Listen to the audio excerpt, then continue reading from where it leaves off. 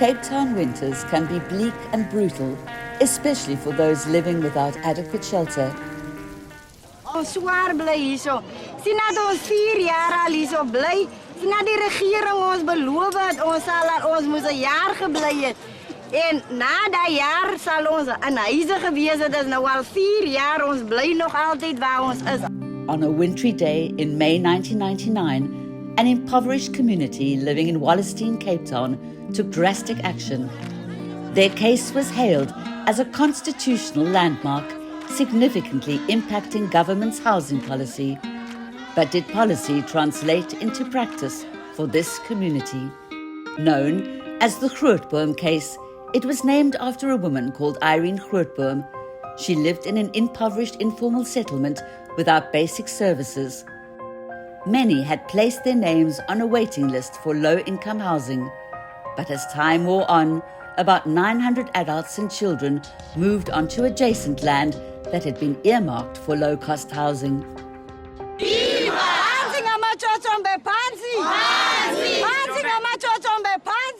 But this was privately owned land. On the 18th of May 1999, the municipality sent in bulldozers to demolish the settlement. Rendered homeless, the community members took shelter on a sports field with only plastic sheeting to protect them from the elements. Under the name of Irene Grootboom and 900 others, they subsequently launched an urgent application in the Cape High Court, basing their case on Section 26 of the Constitution, which states that everyone has the right to adequate housing, and Section 28(1)(c) that states children have the right to shelter. The High Court ruled partly in their favour, but in 2000, the then newly formed Democratic Alliance and the ruling ANC appealed to the Constitutional Court.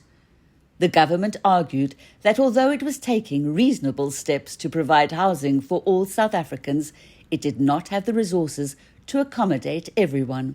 What we saw in the Grootboom case was, in a sense, constitutional democracy at work. The Constitutional Court ruled in favour of Grootboom based on reasonableness, prioritising shelter for those most desperately in need. Our courts, guided by what is required of them in terms of the Constitution and what role they're supposed to be playing as a check, interrogated the reasonableness of state action in delivering on its constitutional and statutory obligations to respect, promote, and progressively realise the right to access to adequate housing. The court's findings in the Grootboom case eventually led to the National Housing Code, which articulates government's housing programs and specifically included, for instance, the emergency housing program, which was meant to respond to the most vulnerable short-term housing needs of people. The Constitution can't just remain a piece of paper. It has to be made real in the lives of people. There was a lot of hope and hence a lot of trust given to the new democratic state. After decades of apartheid's racially segregated housing policy and land expropriation, democracy's rallying cry was to provide adequate housing for all. In 1994, the government launched the Reconstruction and Development Programme, which subsequently became the Breaking New Ground Housing Plan. The goal was to eradicate informal housing by 2014, and there were some successes. By 2001, over 1 million housing subsidies were provided to 5 million of the 12.5 million South Africans requiring housing. But cracks were starting to show. The backlog was growing faster than delivery. So was corruption, interpolitical conflict, and challenges with securing appropriate land for housing. A prime example of this was the 2004 National Housing Department's N2 Gateway project in Cape Town. Irregularities on the housing waiting list provoked backyard shack dwellers to occupy homes they suspected had been allocated to those who had jumped the queue.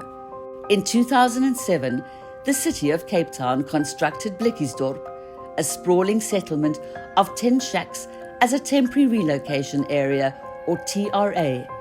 It was located 25 kilometres outside the city, and together with several other so-called TRAs, Blikkiesdorp has become a dumping ground for the poor. where people live matters, where housing is provided matters, because it is so deeply interconnected with access to services and opportunities. And so when there isn't this transparency around how things are going to work, and clarity and constant engagement, it sows the seeds of conflict. Today, South Africa's housing policy is in crisis. The COVID pandemic has also swelled the numbers of informal settlements and the homeless.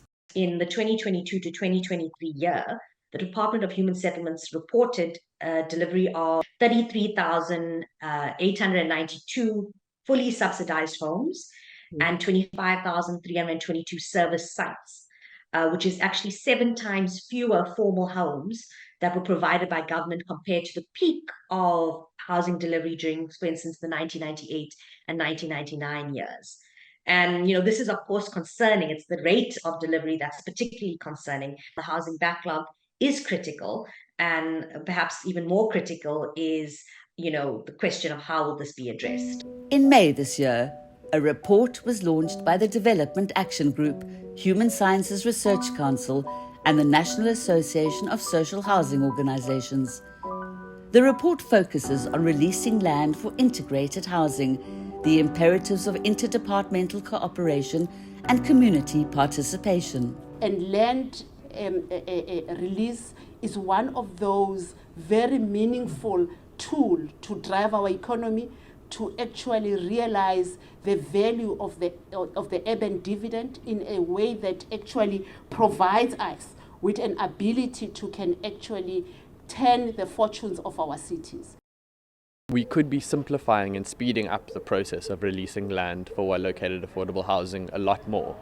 The existing process is clearly cumbersome and is clearly struggling in many ways, and ultimately it's the government that holds the power to change its own systems. But the constitutional promise and jurisprudence triumph of the Grootboom case have not translated into practice for the community in whose name it had been won. The court also has to act within its constitutional mandate.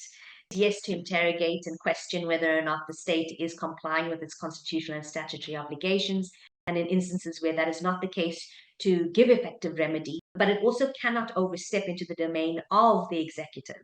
What it can do is say your failure to do certain things is a constitutional breach, and what you need to come back with is the plan. As hulle belofte nagekom het en vir ons die huise gegee het wat hulle ons beloof het, dan sou dit baie beter af nou gewees. Irene Grootboom might have given a human face to informal dwellers, but she died in 2008 at the age of 39 without a decent house. Left out in the cold, her community might have won the championship, but as they reportedly lamented, they never received the trophy.